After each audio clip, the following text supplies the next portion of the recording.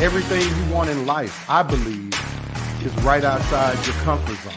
A lot of folk have stopped dreaming. What I'm asking you to do is to become uncomfortable. Get good at it. Exit strategy. We're talking about leaving where we're comfortable at, walking on water.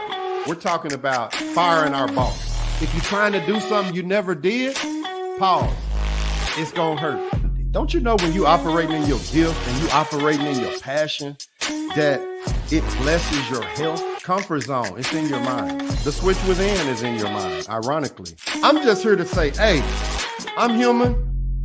I'm hurting, I'm crying, I'm laughing, I'm mad, I'm everything, just like you. But you know why a lot of folk really don't leave their comfort zone? The fear of failure. This book is dedicated to someone who may have made a mistake in life, someone who has done something stupid and paid for it, someone like me.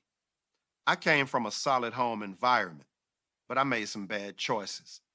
I paid my debt to society and turned things around. Like the phoenix that rises from the ashes, you can rise above your current and past circumstances. I am living proof.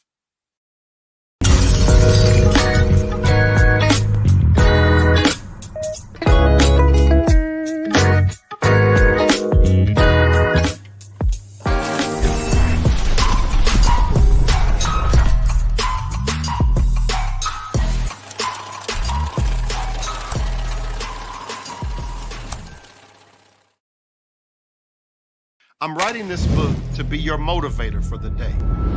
I'm telling you that you can get out of that comfort zone. If you are hurting, it's a perfect time.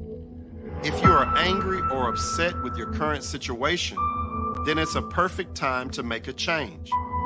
Have you ever heard of being at the right place at the right time? This is it. Start dreaming again.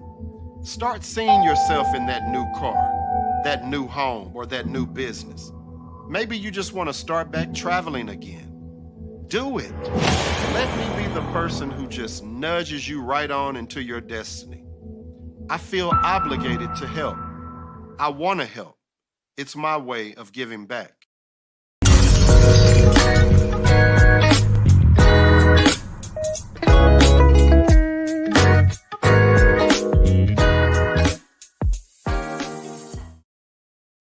Hey, welcome. Sunday Night Live with author Eric Johnson.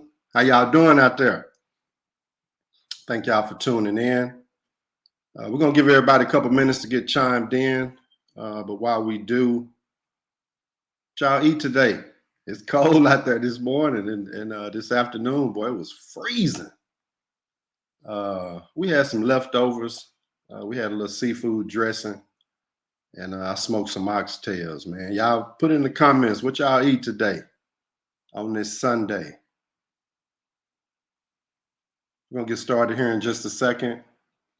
Give everybody a chance to get tuned in. On last week, we talked about anger and pain as fuel. Anger and pain is fuel. And I told you to just take the negatives associated with those emotions, anger and pain, and turn them into something positive.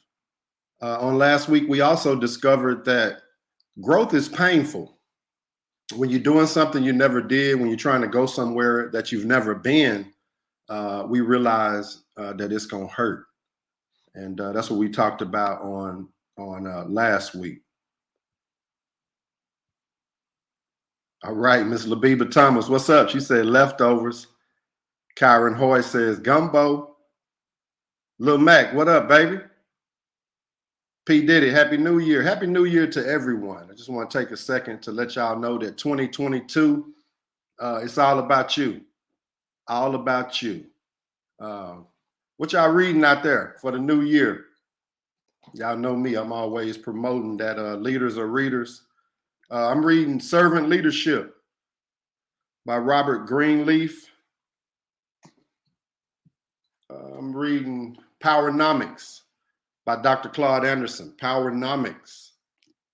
Of course, I'm reading The Switch Within which is available on Amazon. We do have the paperback, the ebook, as well as the audio book now available. Y'all have been rocking with the book, and I just want to thank you so much.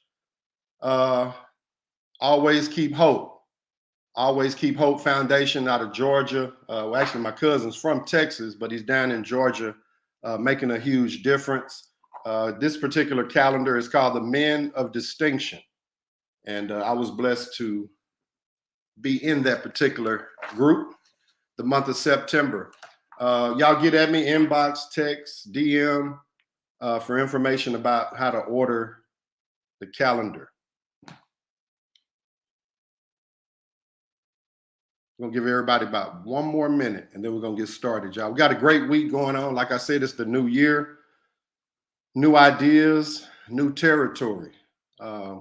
We've talked about leaving those comfort zones in life. We talked about walking on water, doing something great. We've talked about dreaming again.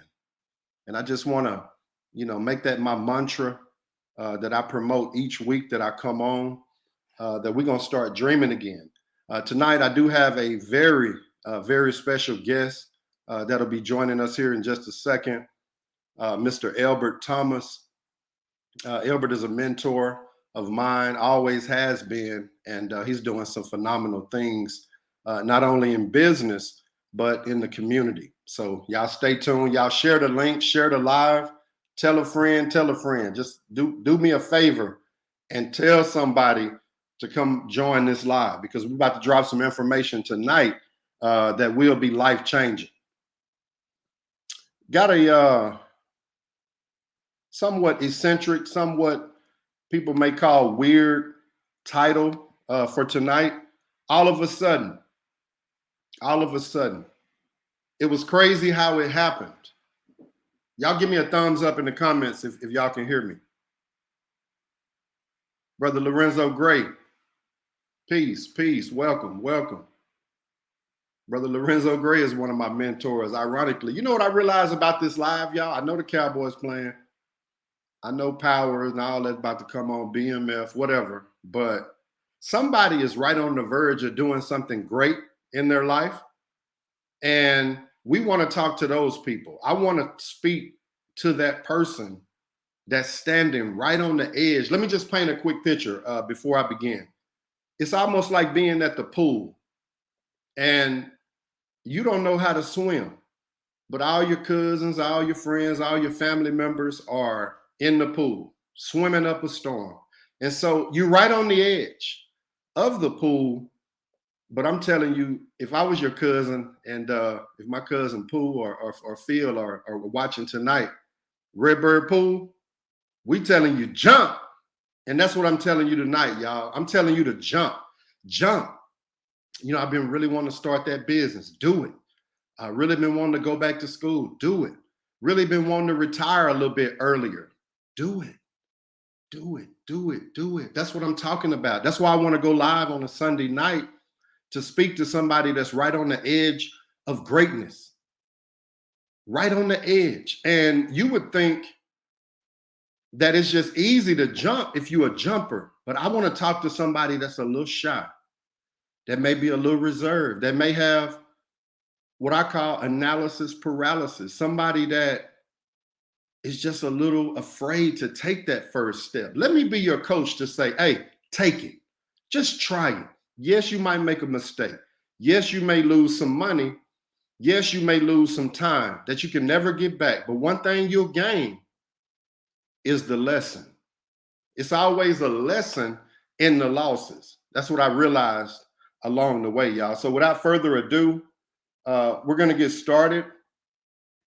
All of a sudden, it was crazy how it happened. I want to speak to the word tonight. I probably use it a million times, which is suddenly. Suddenly. All of a sudden, it was crazy how it happened. What are we talking about tonight? We're talking about change. We're talking about suddenly. We're talking about doing something that we never did suddenly.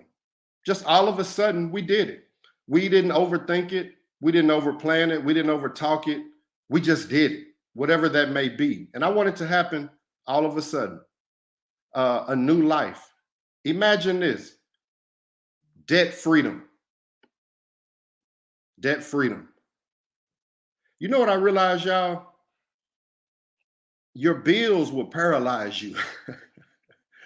That 30-day bill cycle is so vicious. No matter how much money you make, if you make $10 an hour, you got some big bills. And it's that 30-day bill cycle is vicious. I want y'all to see debt freedom, not debt free and maybe get maxed out shortly thereafter. No, no, no. I'm talking debt freedom. I'm talking time freedom. I'm talking be able to do whatever you want to do whenever you want to do it. Do you roll out in the morning or do you roll over? That philosophy. I want you to think new homes, new businesses. God keep putting it in my spirit, but somebody want to open a school. Do it. Do it. Do the research that it takes. And guess what? It'll be crazy how your story will go. That's the second part of this live tonight. Is the first one is all of a sudden. All of a sudden. And then secondly, it was crazy how it happened. You know what I realized, y'all? I'm going to tell you a quick story. My wife and I were looking for commercial space for our restaurant. If you don't know, we own a restaurant here in DeSoto. It's called Mother's Basket Soul Food Kitchen. This is we're going on our 4th year. Well, we were looking for space, excuse me, and we couldn't find anywhere. And so my wife, Jackie, hey, Jackie, I know you're watching. I love you, beautiful, and thank you so much for putting up with me for almost 30 years. Jackie told me, she said, babe, I see a space for lease on Hampton right by the house. And I said, okay, did you put an application on it? And she was like, no. And I'm like, what? Why? I mean, and so she said, well, I called and they told me that they had 3 applications already on that particular suite. And then all of a sudden, I told her, put an application in anyway. Just try it out. Just try it out. Just try. Just do an application anyway. Well, all of a sudden, those applications fell through. The 3 that weren't ours. And it was crazy how it happened, because who would put an application on a suite, a commercial suite that has 3 applications already on it? Now, let me tell you a truth. Were we kind of thinking it was a long shot? Yeah. Were we thinking we probably wouldn't get it? Because I'm the type to say, you know what? They probably already know who they want to lease it to, but they're just going to take our app fee. Are you that type of person? That's me. I say, you know, they probably, you know, if they got 3 apps on it, that's 3 app fees, and we'll be the 4th. So my point, we did it anyway. We did it anyway. And then all of a sudden, we got it. All of a sudden, we got it, y'all. All of a sudden, it was just, it was crazy how it happened. That's why I titled it, because something is in my spirit, it's in my core, that's telling anyone that's watching this live, and this may be your first live, something is about to happen in your life all of a sudden. All of a sudden. It's going to be crazy how it happens. I was working in the car business, and then all of a sudden, I was a home builder. I don't know how that happened. Just all of a sudden, it was crazy how it happened. And then I was a home builder, and then all of a sudden, I was a restaurateur. My wife and I owned a restaurant. Just suddenly, we owned a restaurant. I was still building houses, but all of a sudden, we were in the trucking business. And it was crazy how that happened. A cousin of mine, I don't know if she's watching, Aisha, had a few trucks, and we just purchased one because she said, "Hey, cuz, if you know anybody looking to buy a truck, let me know." All of a sudden, we bought it. Um, it was crazy how it all happened. But y'all give me a thumbs up if y'all are feeling my vibe so far tonight. Facebook, I see y'all. My cousin Spence Johnson. What's up, baby? Hey, had that chili today. Did you have it? Now, are you a chili, cheese, and onion type, Spence, or just the chili and the crackers? Pastor Brown, what's up, baby? I see you. Debt free. 2022, debt free, debt freedom. We don't want to ever become a victim to debt. Debt will paralyze you. Happy New Year, 90. Happy New Year. We're talking about all of a sudden. It was crazy how it happened. All of a sudden. Could you agree that you may be in one lane of life, and then all of a sudden, something will just get in your spirit where you change lanes? Kyron, what up? I just want to paint a picture to you that if it was kind of weird what happened, like I've been in a situation where a guy told me, he said, the software says to turn you down, but I'm going to go ahead and approve you. And then all of a sudden I was in position. But that's how I know that I'm on the path to greatness. That's how you'll know if you're on the path to greatness. And if you're on that path, is because things will begin to happen. Total strangers will begin to pour into you. There'll be applications that you didn't feel qualified for that will all of a sudden be approved.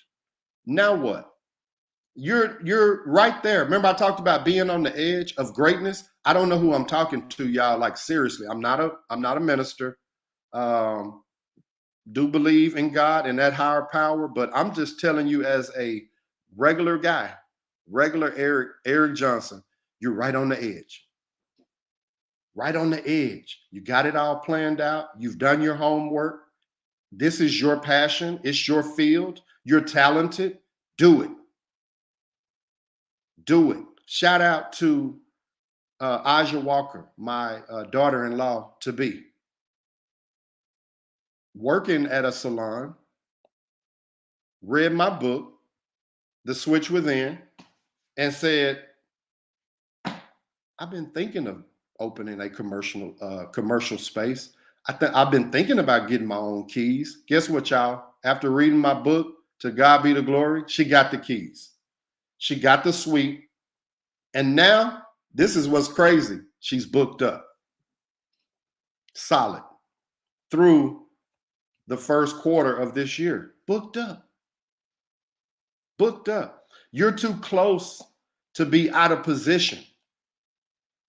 If you're right on the edge of greatness, then you're too close to be out of pocket. What we used to say back in the day. Too close to be in the wrong relationship. Too close to be gossiping. Too close to be lazy. How dare you be lazy and you're right on the edge of greatness? If I'm making sense, y'all throw up some likes in the comments. Cousin Aisha, I see you out there. How dare you be on the couch watching whatever you watching, the Real Housewives of Oak Cliff, instead of pursuing your dream, instead of pursuing your destiny? And one more thing before I bring up my guest. If it happens, let's say it happens for you. Let's say 2022 is your year. And that thing that you prayed about, that you dreamed about, it's actually here now. You got approved. You have the keys in hand. You need to be prepared. In my book, I talk about the 5 P's, y'all. The 5 P's says proper preparation prevents a poor performance. You got to be prepared. You got to do the homework. You got to do the due diligence. You got to stay up late. You can't go to bed like you normally do. You got to be up a little late. All the guys I know and ladies that's doing well, millionaires, they get up early and they go to bed late. Y'all follow me? Proper preparation prevents a poor performance. You need to be prepared when this blessing just hits you all of a sudden. If you don't believe in suddenly, you're on the wrong life. I don't know why, but I believe if you put forth that effort, that something happens. If you just write it down, something happens.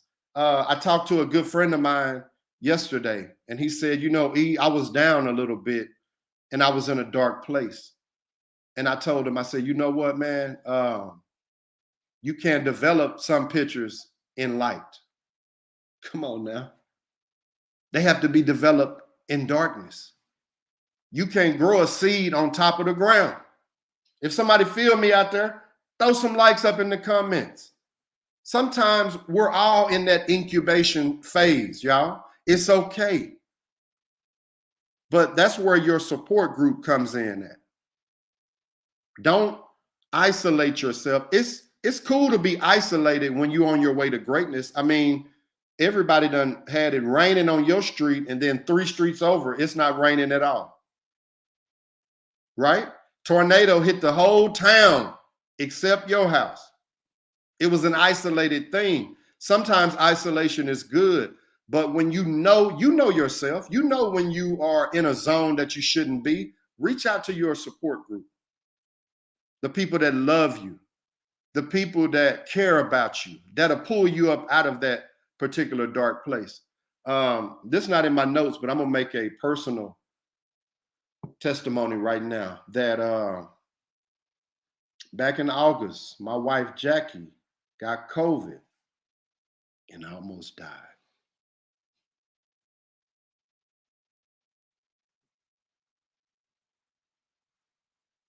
What you mean she almost? I mean, it happened so fast to me, y'all. It was like it was Sunday, and she worked at the restaurant, and then by Thursday she was hospitalized, and then Friday they said, Mr.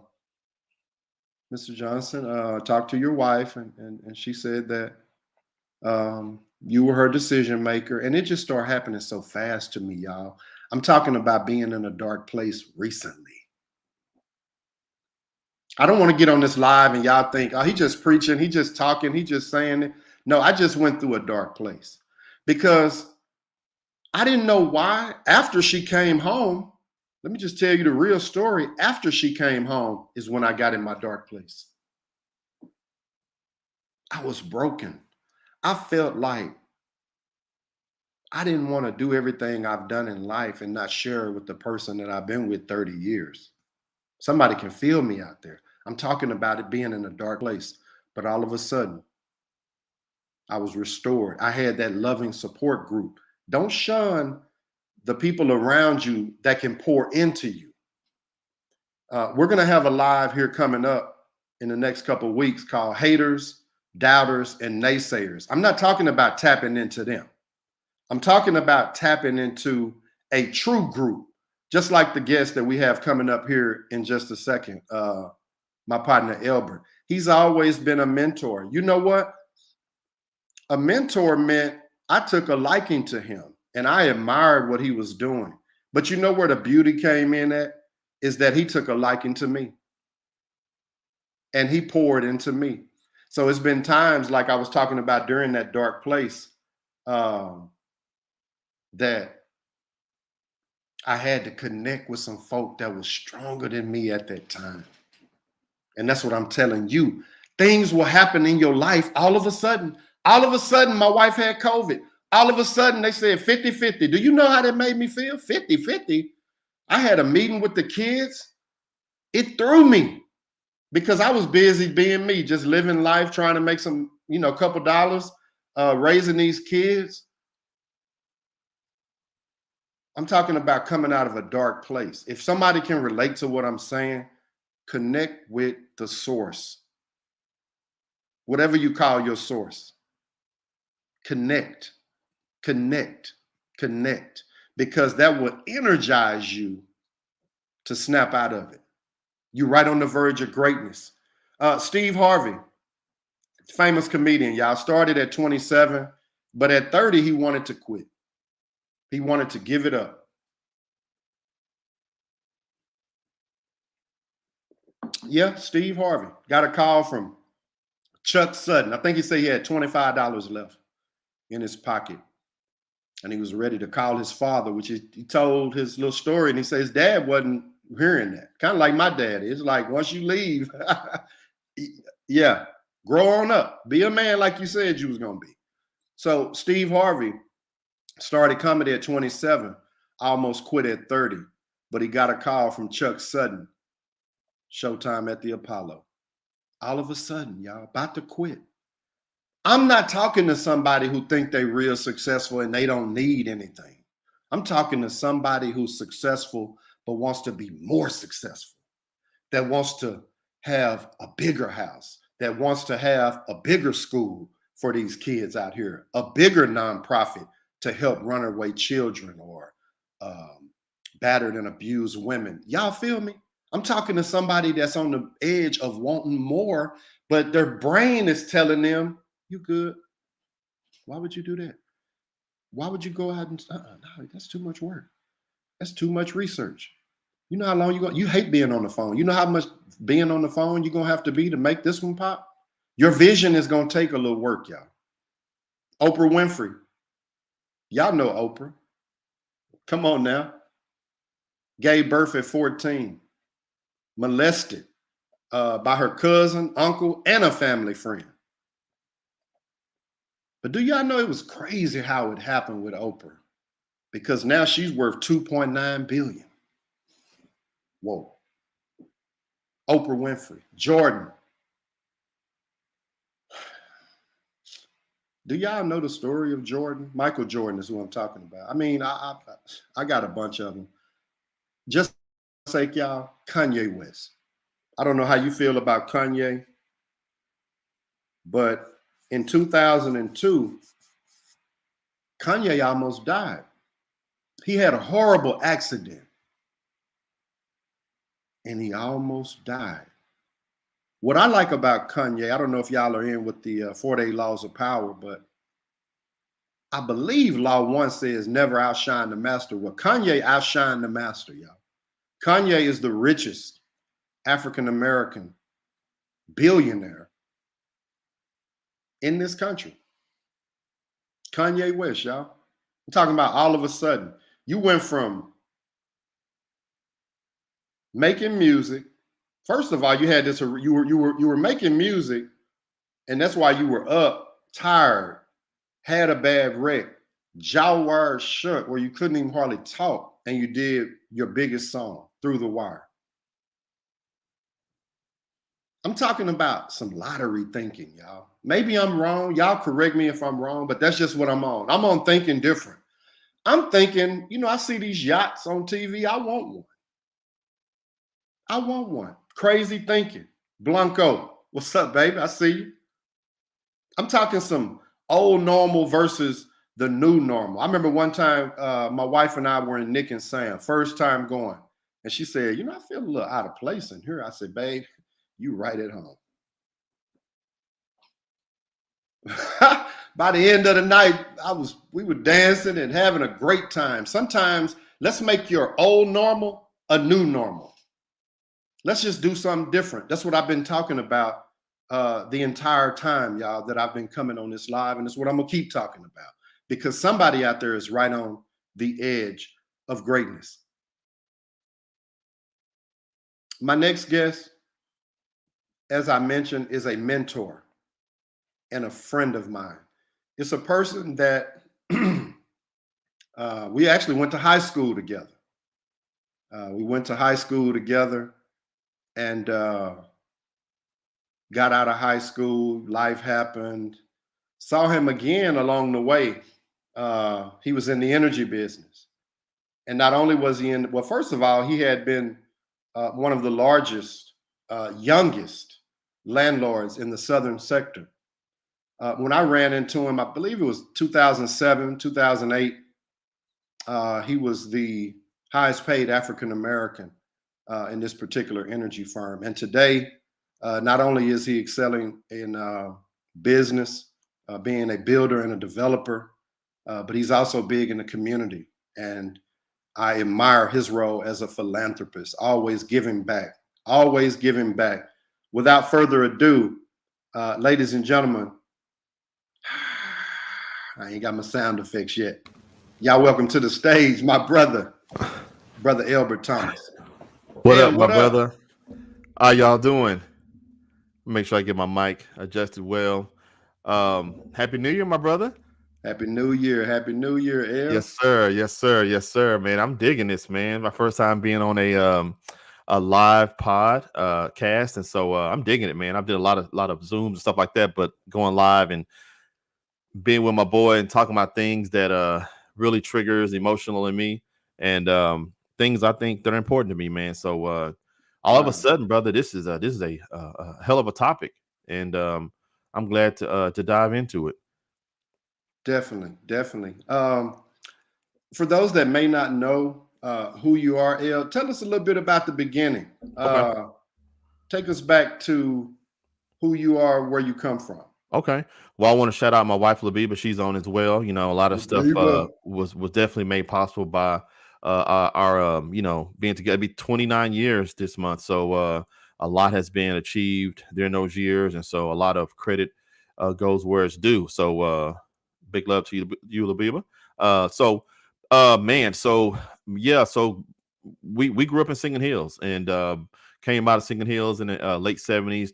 We moved to DeSoto, and we were probably maybe the first couple of dozen black families in DeSoto when Pleasant Run was a 2-lane road. And Oh wow. just I was always business wise fascinated with music and then real estate.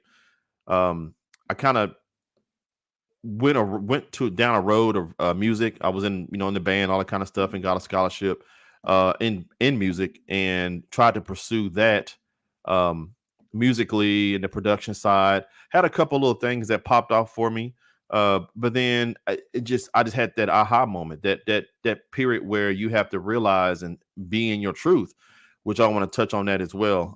Being in my truth is really come into an internal balance within what it is you are cut for, what it is. A lot of people are called for things, but they're not chosen. So I knew then that it was something that I needed to not keep making an expensive hobby. So and try to go towards my affinity towards business, and was able to let it go in the early 90s. But so from that, dabbled in real estate, and I can fine tune those different subjects.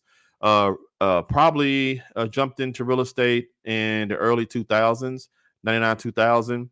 Um, and along the way, man, I think it's so important because we have so many aha moments and so many all of a sudden moments that comes out of meditation, comes out of being in your living in your truth, taking a real assessment of being honest with yourself. I mean, a lot of times we're so caught up in trying to look a certain way, fit a certain genre, get a certain respect out of people, or just trying to create something that's not really your truth.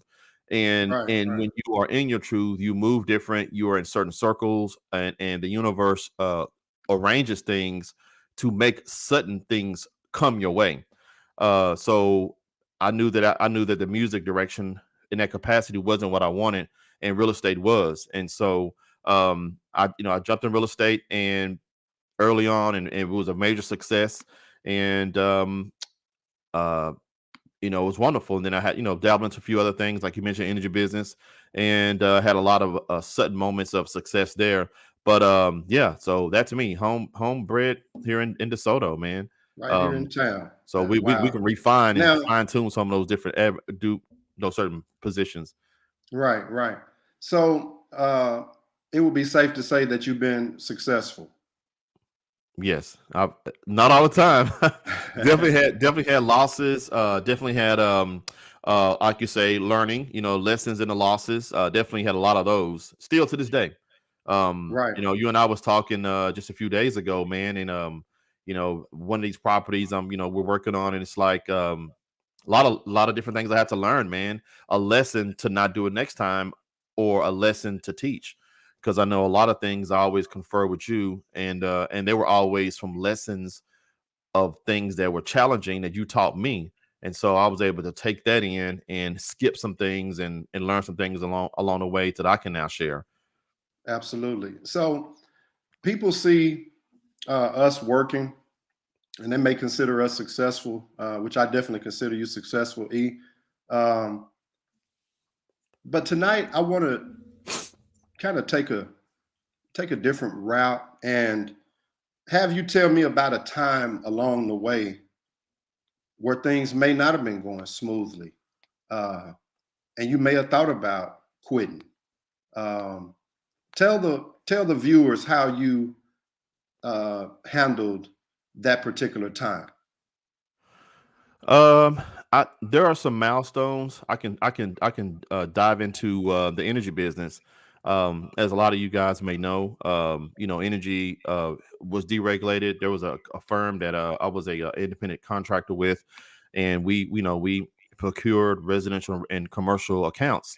So early on, um, deregulation was a couple of 3 years old, and it was a little bit tough um, to leverage through certain marketplaces, and so um, the aha moment and the struggle for that was number one, trying to figure out what would be how do you get people to see and be educated that what has happened in this state is a benefit to your bottom line, to your bills, and Right, so right, it was a very tantamounted situation where you think what you were taught and what you're trained on how to go into just a general public and and go ahead and invigorate your sales and go ahead and get different clients and the marketing techniques that you're taught, and you do that, and there's nothing wrong with you, there's nothing wrong with what the company provides, but it's the marketplace isn't the right approach. That it's not the right approach to go into the marketplace to get that success. And so it's depressing because you're chopping a tree with the other side of the axe, and it's like you're just not getting anywhere. And so yeah, there are moments of wanting to give up and being despondent on this is just not going to work. I think a lot of us um go into things, and it's okay to be creative. I mean, sometimes uh uh you know creativity is how things can evolve, so you need to be able to go into things and don't not give up so soon. Just reanalyze it, or six sides to a square. Maybe the angle you've been looking at is the wrong side. There is a way. If you think it is achievable, it can be done. So it was a fluke. It was a way in which that I vented my frustration at the consumer and in the marketplace, and I was very flippant about it. And in that moment of anxiety, I just kind of just threw out certain words, not derogatory or anything like that or explicit. It's just the way in which I felt about the way I was going to the marketplace. I said, this is crazy. So right, I was right. very short, and I was very to the point, and I was very unconcerned as far as whether what I was on to offer would benefit them or not. I just wanted to just get the numbers in. Right, And in right. that learning process, right up on giving up, it it churned, it chimed. I got people's interest. I started getting phone calls. People started to inquire about the way in which I approached, and what I said to them made them say, "Hey, well, listen, I'm moving, or I have a friend, and can you help me? I need to get a better rate or whatever." So I started getting all this feedback, all this success, and I'm like, wow. So it was all of a sudden, it was like, wait a minute. Wow. And it all of a sudden came in a despondent situation. I was at the precipice of saying, I'm done. I mean, this is not going to work. I've tried everything that was taught, it was given, it was demonstrated in other groups and other ethnicities, demographics, and it just wasn't working here until the right connection of emotion, the right connection of words was honest, it was organic, and it was direct, and that made the change. And Wow. it And just so, happens. Elbert, I mean, you helped approximately how many people would you say in that particular business? uh you mean as customers? Yes, as customers. Oh, okay. So I would say I had kept it with it in a while, but I would say probably over the last 15, almost 16 years. Well, this is the 16th year. Probably close a couple of 200, maybe 200,000 customers. 200,000 customers. Yes. Yeah, I just want the viewers to. Now it wasn't me. That Well, came no, from no, no. a I'm just team of. saying it really was you and your wife. You have a beautiful wife, Hayla Bieber, and it really was you guys, and that's something that needs to be saluted. I just want to salute you. You guys helped over 200,000 people save money. Now, during that particular time, I kind of want to go back. Wasn't that around the time that the market crashed, like 2008, 2009, I Right. believe? Right. Wouldn't you say that the market crashed? You might have lost your butt off on the real estate side, but all of a sudden, Right. you kind of switch lanes, and it was kind of crazy how it happened. I mean, wouldn't you agree that it may have seemed like something where you could just, make a little extra money on the side? But I know you're real modest, but I just want to let everybody know that you became the highest paid African American in that company. Yeah. All of a So sudden. yeah, all of a sudden it was because when a neighbor who I respected came down and shared with us what they were doing. They were successful. He was real big in the Dallas Fire Department. Wife was a business owner as well, and in a corporate America in a high capacity. And so we respected them. And so when it was brought to us, I immediately thought it was a shoe-in because I'm in real estate, and I figured, okay, cool. Deregulation is here.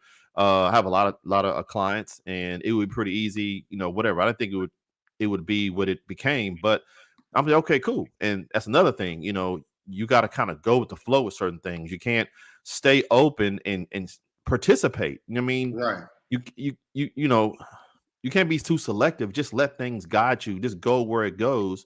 And if there's some ground and leeway and some levity in it, keep going with it. So yeah. So first thought it was, okay, cool. I call my clients, say, hey, listen, I'm licensed to in a position where I can help get your electricity bill lower. Are you, is your bill look like it's needs some review? And of course, they Right. were like, "Oh yeah, I don't like TXU, rely on all that kind of stuff." And so, okay, cool. It was like boom, boom, boom, just customer after customer after customer. So it was very, very easy because there was a relationship. So yeah, all of a sudden, that window was starting to close with the real estate space because Dodd-Frank issues was happening. People, they were closing down the way investors bought property. It was really tough.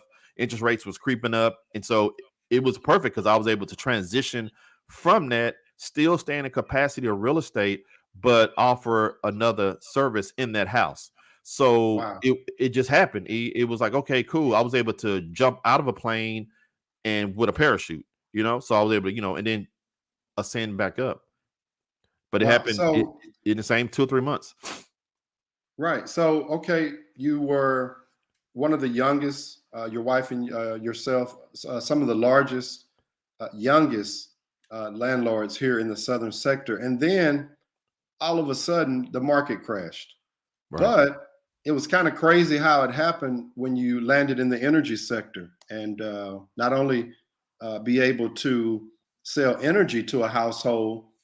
We came into the trend of bundled services. So you were Right. able to capitalize off not only helping people one way, but maybe several different ways. Well, fast forward, now you're a builder and developer. Let's talk a little bit about that.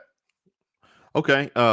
Yeah. So, yeah, it was really cool transitioning from energy into other essentials in that household and seeing it kind of just do a double click on it. But yeah, so we experienced just like most things. I think a lot of us can remember. Well, still in our minds because it's cold. But last winter we had the big rolling blackouts and people were in their houses freezing and stuff. So that was a result of generation plants being shut down. So the writing was on the wall probably a couple years prior to what we experienced last fall Okay. was plants got shut down. So the capacity to which they could give you energy was stressed. And so we lost power. So even in 18, we couldn't, rates went up. We couldn't support the growing economy, the growing population in Texas. So we kind of knew that energy is starting to reconfigure itself and reposition itself. You have to iron out wrinkles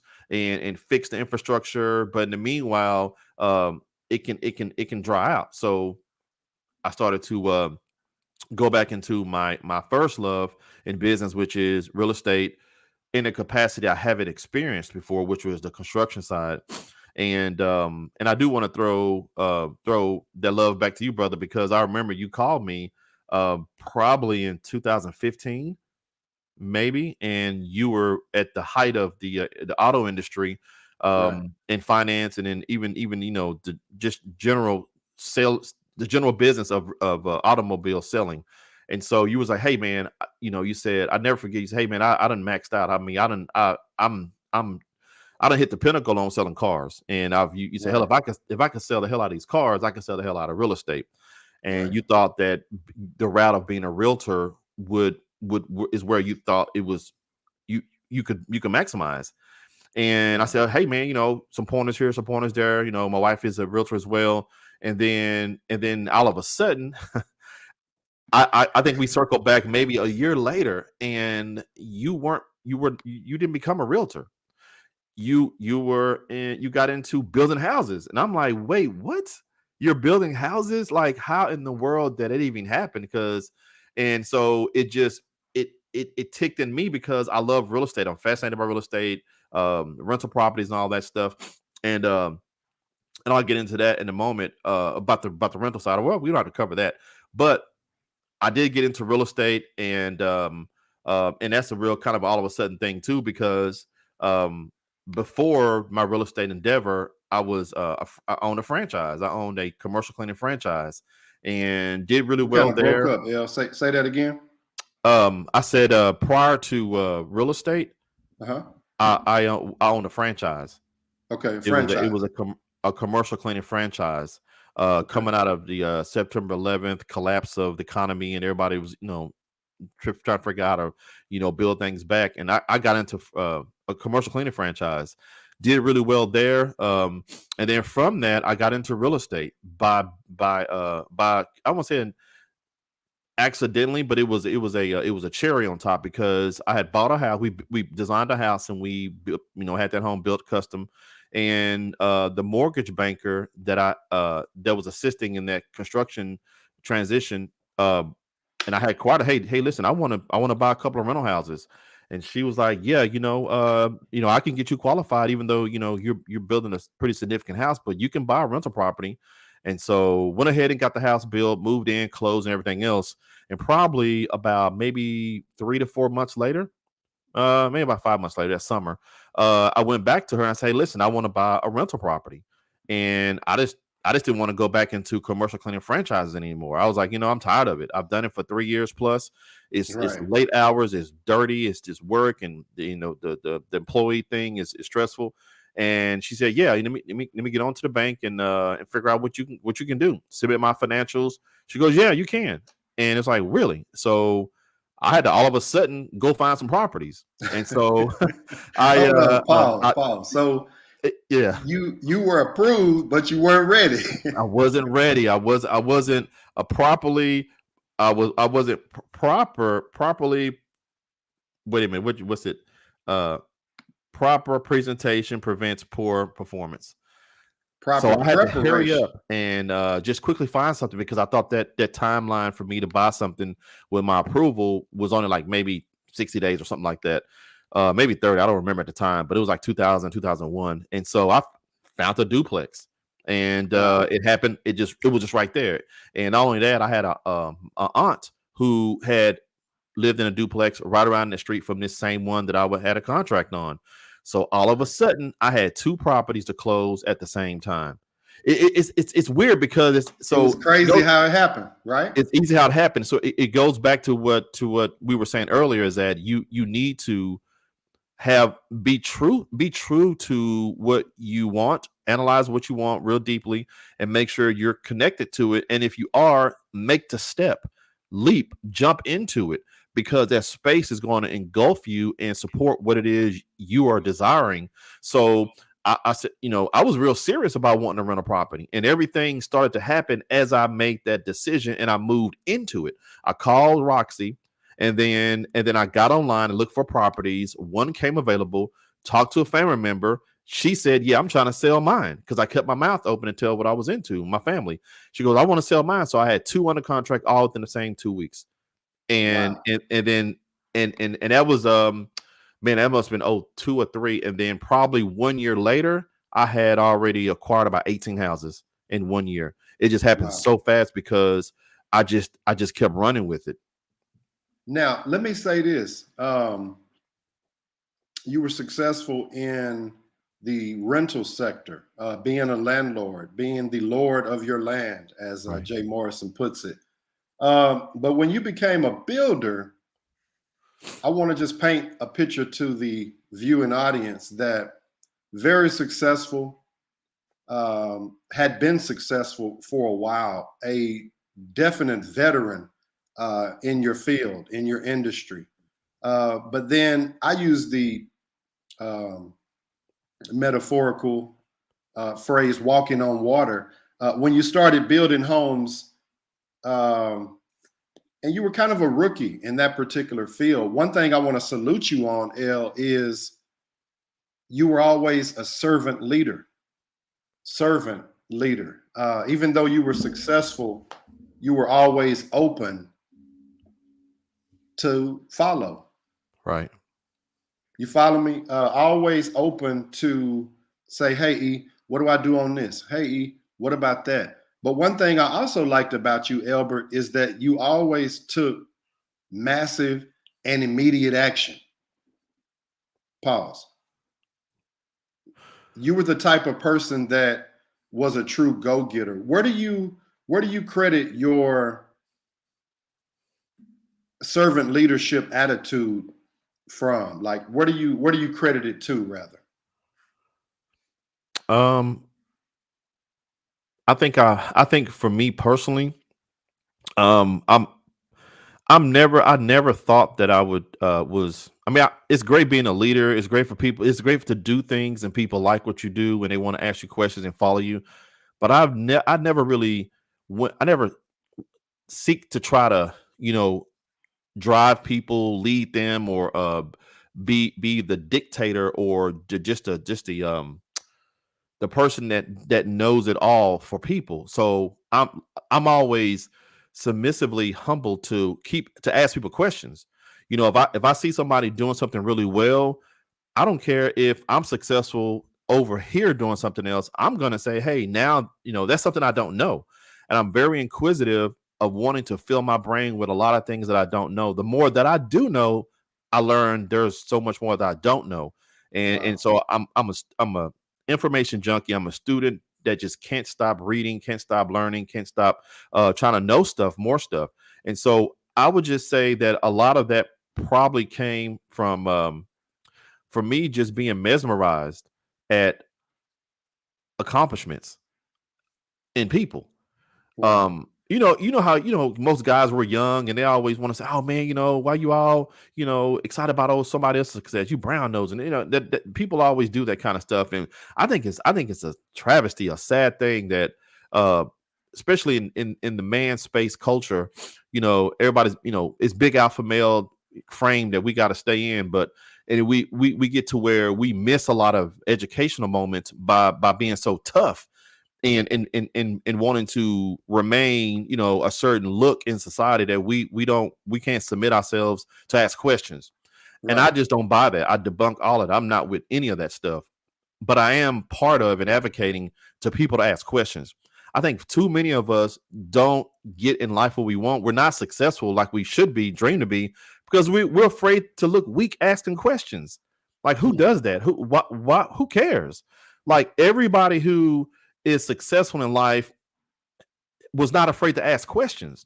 Come on now. So it's innate in me to ask questions. It's innate in me to applaud, to cherish, to honor, to look up and applaud and congratulate somebody who's winning, because I would want them to teach me.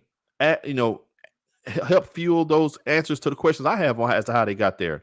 So yeah, being celebratory of people's successes um, allows me to be at a place where I'm have the humility to just be a person who's open to that for Wow. that. And it's also, so we're talking about books.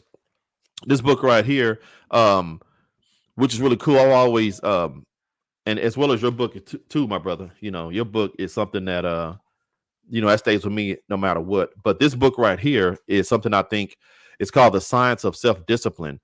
I think a lot of what we don't have in our culture, humanity, but just the black culture, we don't know how to restrict um, gratification, delay it enough to get stuff done, Right.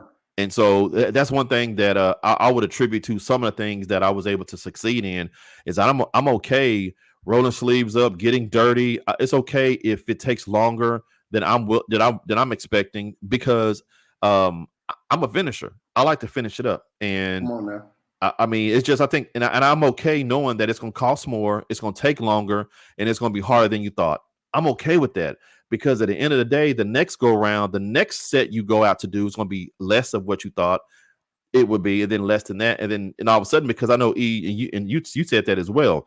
Um, as many homes that you've built, you can do them blindfolded because it's habitual. It's very second nature. It's very you aggregated yourself to all the brackets and the set schedules of things needed to come together to make that house get built. And it was super hard. I know all the man, and I was, hey, I had to do this, man, I had to go build this, had to pay for this and all that. And you always had a story that was way harder than mine, way more nerve wracking. And it was like, okay, so that always it always makes me go through what I'm going through because somebody always sometimes have it worse. And it's good to, like you said earlier, it's get a tribe, get a group around you, iron sharpen that iron, but Come on it'll now. also get you through the tough stuff because you think you going to stuff, go ask around. It's somebody gonna tell you what they had was worse and how they got through it, and you're gonna just shut all that crying out. All that sadness gonna go away. So Absolutely. yeah, definitely disciplinary and appreciating success of others. Wow. That is remarkable, L. And like I said, I consider you successful. But I want to talk about as successful as you are, what would you consider something that you've battled with along the way in the form of a comfort zone? Wow. Oh man. Staying hungry, man. It's sometimes it's going to happen. You'll get to where if it's building a certain residual income, a certain income bracket that comes in consistently, and it's more than enough to cover your living expenses, some fun money, and you go back and think about, oh, it took me 6 years, 7 years, 10 years to get to this level of printout, this money printout, and then you think about, okay, I want more, but I'm okay. It's paying enough for me to be satisfied. Trying to find that hunger to elevate, step to the next level. So for me, um, it's always fine. So my saying is this: know what it is that you're going to spend your money on, because you'll end up getting the money required to get the money to get what you want. Otherwise, if you don't know what you're going to spend your money on, if you can't place what you're going to spend or what your money is going to be attached to, you're less likely to get the thing that you really want. So finding a place to Wow. spend the money, and that's just dream building. So it's like I always keep having goals, like never get to where and it's people start to always knock folks for being materialistic. So I'm gonna be simplistic and for lack of an example, if you say, okay, well, shoot, man, I have this I have a, I don't know, just a Lexus. It's a nice luxury car, 60, 70 grand. And you were able to get the money necessary, whether it's a job or your business at a certain success level.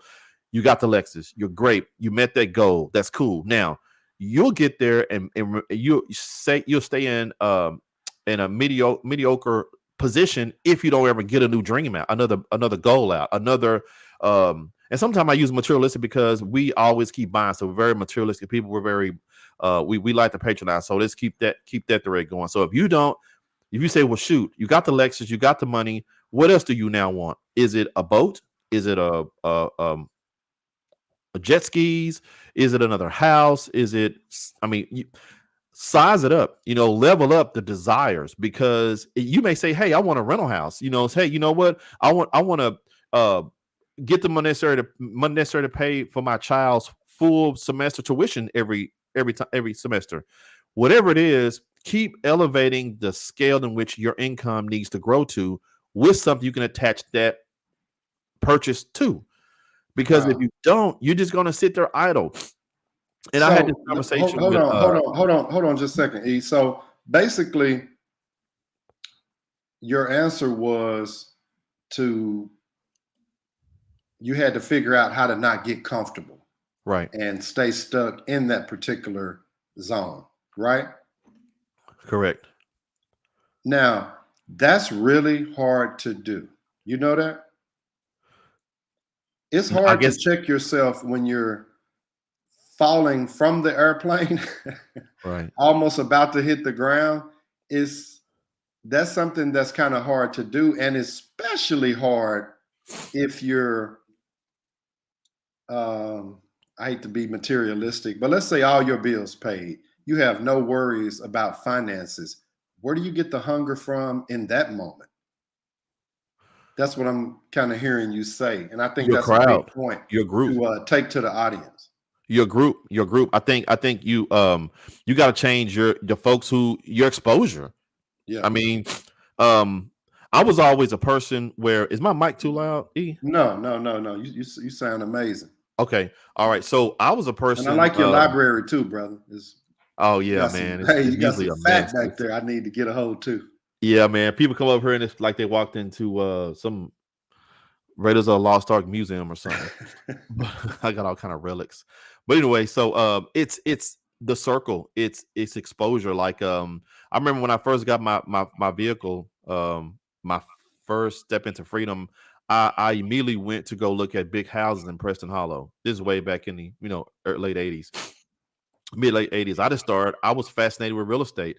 And so I've always had this dream building, affirmation, vision of things way beyond my comprehension, way beyond my ability to know what economics, the economics of life were really about. So, and even to this very day, I still go and go look at homes that are so much bigger, so much more expensive. Yeah, it did than what I have, in cars too. So I have that self-correction and complacency. I have that whole thing where it's like, hey man, let's go look at these let's get these $400,000 Rolls Royces. Let's look at these $3, $5, $7 million houses, because it is available. It's available. Somebody's buying this stuff. I mean, whole communities full of these $3 or $4 million houses, whole dealerships full of all kinds of cars that start at $200,000. So yeah, there's a whole lot of leveling up that takes place. But yeah, it's the circle. I think that is a phenomenal point, because so many people get stuck. Let me give you an example, E. There's a lot of people in the NBA, but there's only one LeBron. Right. What happens when you get to the NBA? I mean, you do everything that it takes to make it to the league, but then it's kind of like a firework over the holidays that just became a dud. I mean, you made it to the league, but it wasn't another level that you were aspiring to be or aspiring to get on. Right. It's like the NBA needed a Steph Curry, Formula One auto racing needed a Lewis Hamilton, their brother, who's the number one. Right. I mean, you need somebody to come along to kill the monotony of this is the only level that's available. A Roger Bannister 4-minute mile had to be broken, and now everybody keeps coming along, making new levels. Take Elon Musk just broke our contemporary wealth attainment. $300 billion. I mean, come on. So now the race is to 400. Come on now. Isn't it crazy? So be honest with you. Um, it could be depressing if nobody ever does better. It's like, wait a minute. What do you mean? What do you mean? Nobody's been able to build 20 homes in a year. What do you mean nobody's ever been able to build 50 in a year? So it can lead to people tap out. It's like, there is people like to be challenged. So I think a lot of what we have as human capacity is based on the challenge quotient. It's like, hey, who's come along to challenge you to be your best, level you up. So I welcome and applaud someone who comes along and is able to demonstrate it can be done better, bigger, faster. Because now the threshold is what I need to level up to. So yeah, I think that's the antidote. And you know what, I mean, we're actually friends, and I'm talking about dear friends. And you Yes, know, one sir. thing that I love about you is, in my mind, I swear that I'm a go-getter. I Absolutely. mean, swear by it. But when I'm around you, it's almost like you give me the hunger for more. I mean, not to put your business out here, but when I see your Ferrari, when I see where you plan to build your dream home, it's just inspiring. And so I want to salute you publicly, brother, as somebody that, I mean, you're so humble as a leader, and you've been humble as a mentor to me. That's why I wanted to bring you on. I'm actually cherry picking who I asked to come on, because real people need to hear from real people. Yes, sir. And you're a brother that's homegrown, right here in town. Um, and like I said earlier, you were the youngest, one of the biggest landlords here in the southern sector, became the top guy, highest paid African American in the energy biz. Now, let me say this about you, and this is Okay. going to sum my point up. We were both in that particular energy firm, but we had different, I guess, teams would be the right word. But you know what, El, you helped me in spite of us being on different teams, because we had Right. a common objective. So when you say iron sharpens iron, I brought you on here, brother, to publicly salute you as one of the generals in this particular army that we're fighting, trying to close that gap, that wealth gap that we both know oh so well. And I just want to salute you, because you are successful, but you're humble. You are successful, but you're still kind. And I don't believe I've ever seen you upset, except for when them dogs was about to get a hold to us at their property. We was looking. You remember that? Yeah, I Hey, do, man. Them y'all, I'm dogs wasn't scared. playing. Elbert is hot. He done grabbed a stick, and Let's next thing go. you know, he was chasing the dogs. Right. Yeah. We go. We But ain't not today. Not today, partner.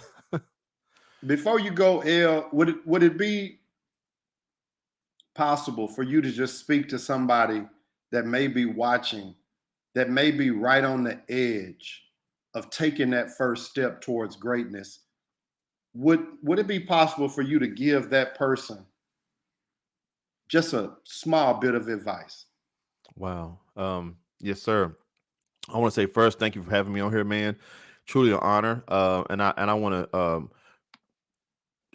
tennis that back to you, man, because we just was eating that saltgrass, and I was telling you, because I know we hadn't spoken a couple of weeks or so, but given Kitty and the family and all that take care of family, and I respect, and that's the honorable thing. But and even though it wasn't that long that we hadn't really seen each other in person, and I just told you, I said, dang, E, man, it's so cool to see you, because when we catch up, you always got something going on that's constructive. And it's always something that's getting done in a business sense. And it's like, dude, I just really don't realize how much I miss that. I miss being around people who are out there making stuff happen. So man, I salute you majorly, because everything you always get into is inspiring. It really just fires me up, man, because it's letting me know that people ain't sleeping on life, man. People out here really getting in stuff, and they're not letting any excuse get in the way of anything. So with that part, I want to tell people, um, You are limitless. In 2022, there is nothing that's walling you in. There isn't an excuse that was of yesterday. There isn't an excuse of what the system, the people, the man, none of that stuff is restrictive and restricting you from going out there and finding where your lane is, finding your spot. And one of the things that I think that we need to try to help each other with is being true to what you're connected to, what finds you and what you find. And no matter what it is, never look around to figure out if this is an end thing to do, if this is what it looks good for me to do, or if it's something that they want me to do. It's okay. It's okay if whatever the thing you're connected with, let's say that thing isn't a thing that makes you millions a year. There's a lot of satisfaction that comes without the kind of money something can give you. Um, there's a fulfilling thing in just knowing that you're contributing to society, to your family, to the world that may not pay much at all. Don't let what your greatness as a human being, you being one of a kind, keep you from achieving what the world can truly benefit from, because there's some conditioning the world has told you you need to check off before a dream of yours can be realized. Whatever it is, if the business space is where you find yourself connected to, run there. Find people who support what it is you're doing. Get to pull them in.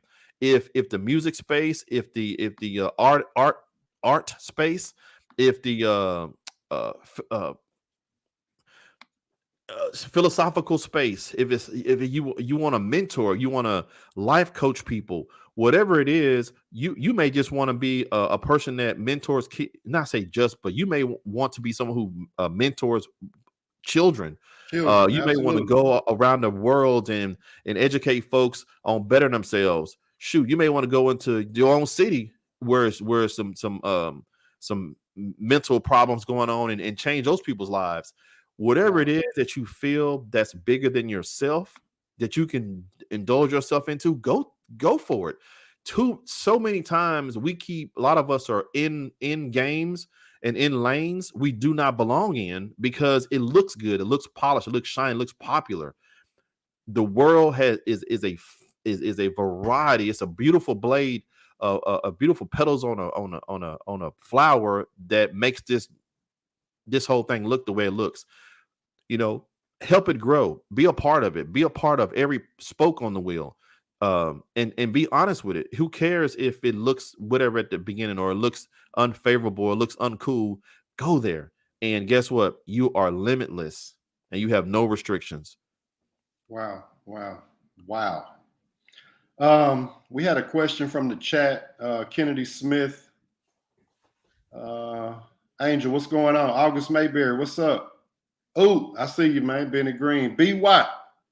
I see you, man. Hey, We got hey. all the Eagles up in here tonight, man. One of the questions in the chat says, what investment would you recommend right now? Uh, okay, that's big. As far as where money would go, Yes. well, I mean, we're looking, expecting to see some type of correction with paper assets. I would say, definitely edge up your game with paper assets. Businesses are here. I mean, look for things that are important in our contemporary times right now. You could put, depending on what kind of money you have, there's some different paper asset companies you can, invest in that has an upsize or growing. You talking about larger money, I would say 15, 20,000 or more, you know, get into real estate. Find a Come on way, now. because Eric, you and I know that a lot of these fund managers, these portfolios, are buying houses. I mean, so they know what's the outlook for the next 3 or 5 years. So if you can find a way to put your hand on some type of residential real estate somewhere housing is of a concern, hold on to it. It'll rise. If anything, it'll monetize on a monthly basis for you, just the ownership of it. Um, and I would even say this. I was talking over this weekend with the family, and I was saying that a lot of times we, as in our community, we don't know. Sometimes the only way that we have retirement or inheritable legacy money is through our personal real estate.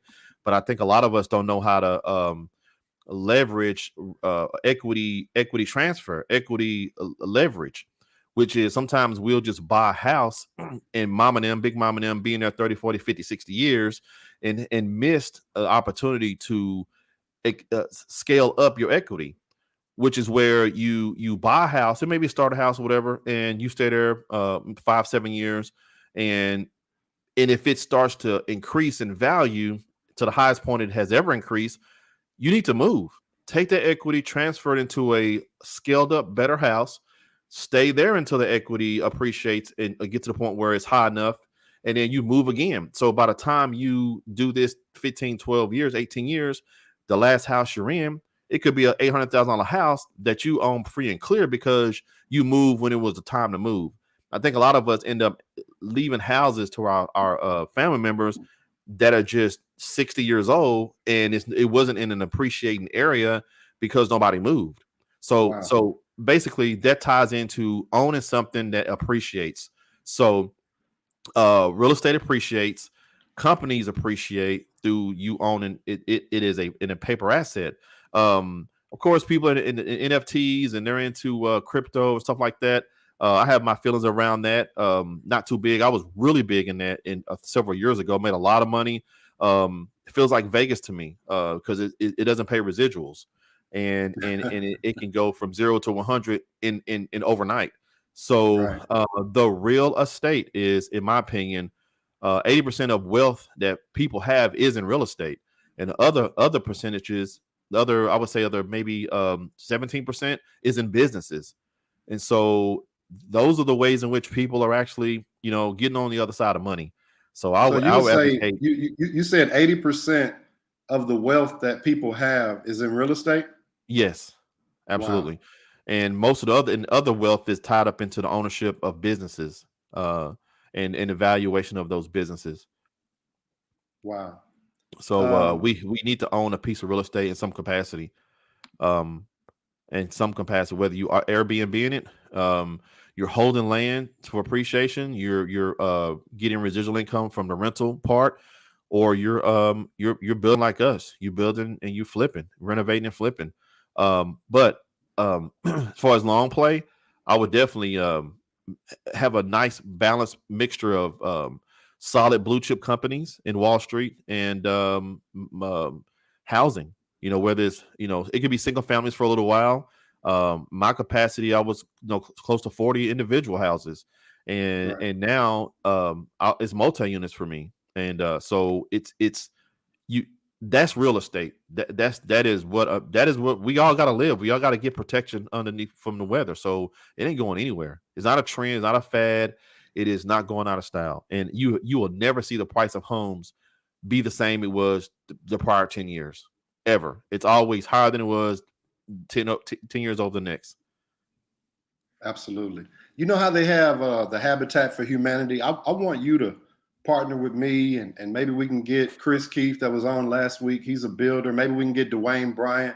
He's a developer. Maybe we can have something for, Black and brown people that will put folks in houses instead of renting.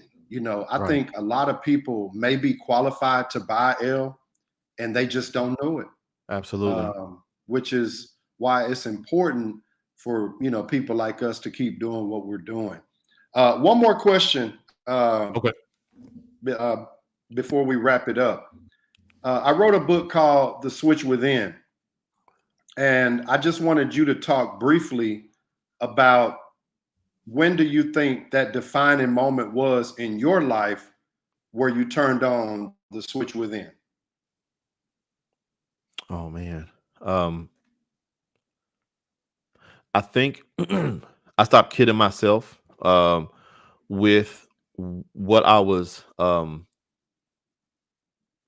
more connected to. And I think I spoke about this earlier. Like my whole dream, my boyish dream was to be in the music space.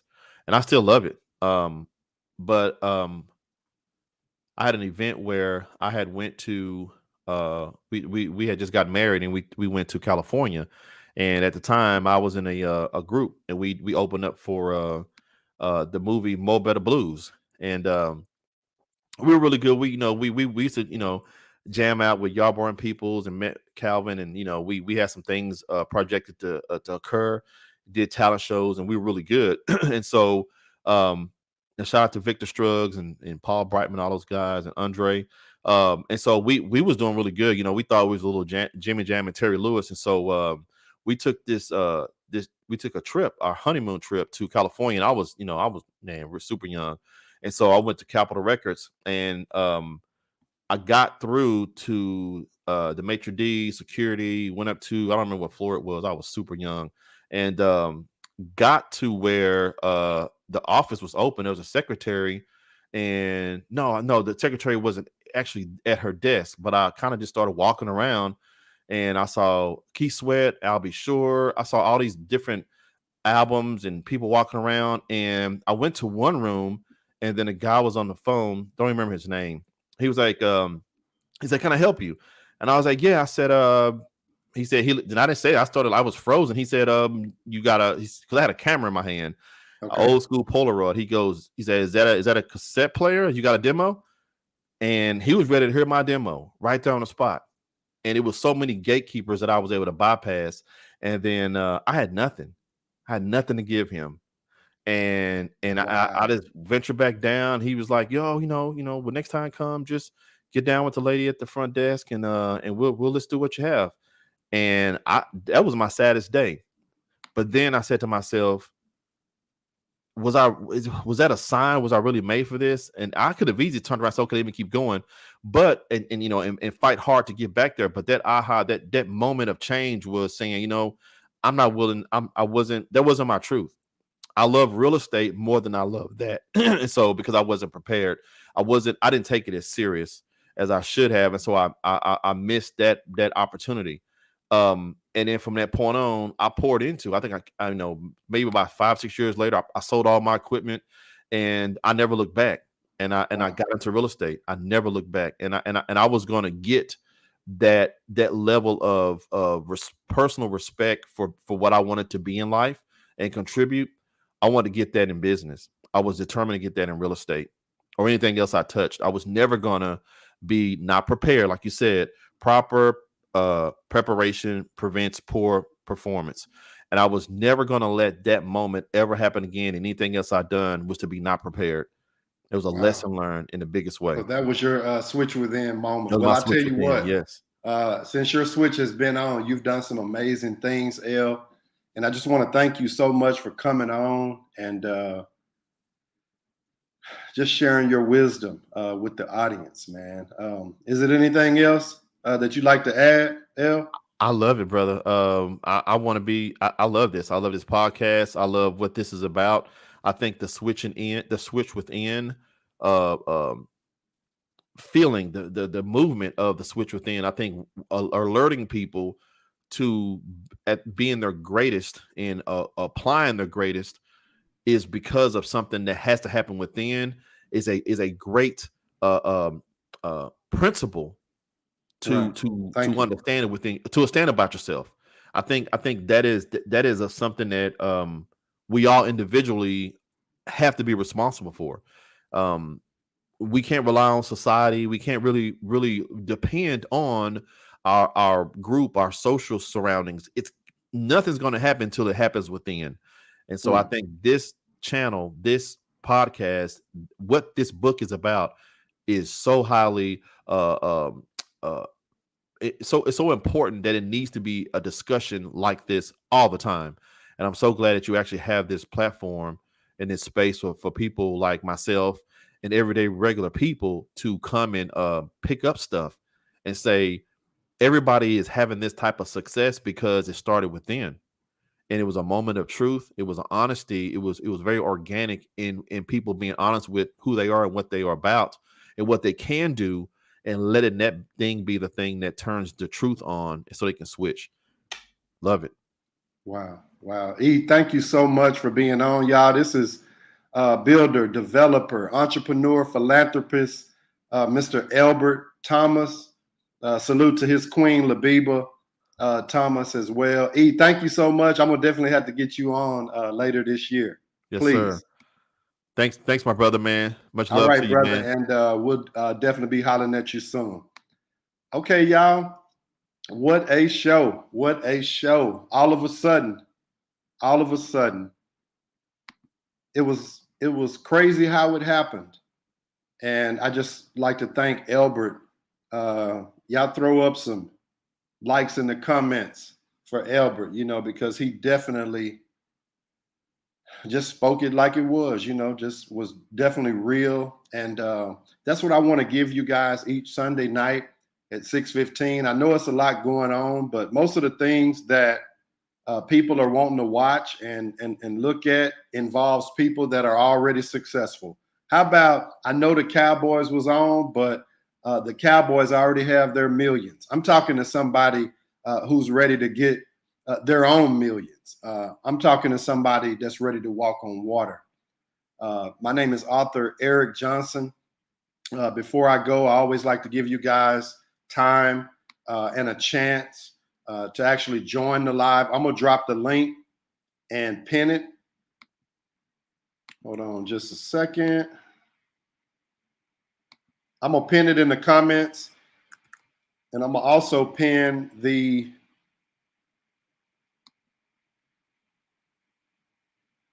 that's the link, you guys. And if you give me 2 seconds, I will pin the directions. Go to StreamYard.com / put in RA4GYVHN6V, and it'll bring you backstage. And if you'd like to come on live, then I'll bring you up. If you have a question, please put your question in the comments, and I'll make sure to address it right now. Facebook, I see y'all in the house. Brother Dwayne Bryan, much love, King, to you and your queen.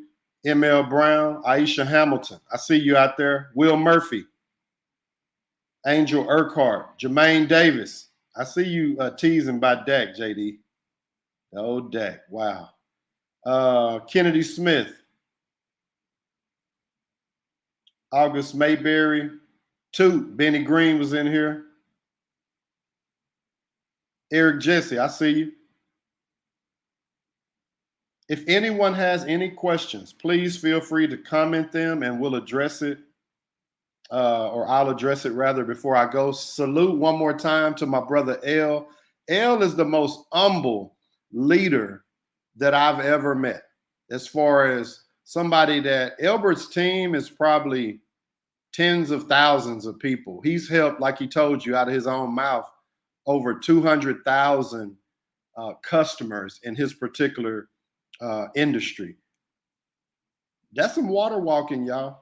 That's some water walking. But one thing I wanted to point out was that Elbert did this right when the market crashed. Right when the market crashed, y'all. And you know what? It's just like my topic said tonight. It was all of a sudden. All of a sudden, and it was crazy how it happened, because I guarantee you Elbert didn't anticipate his success. Can I tell y'all one thing before I let you go? It's one thing on the road to success called momentum. Momentum.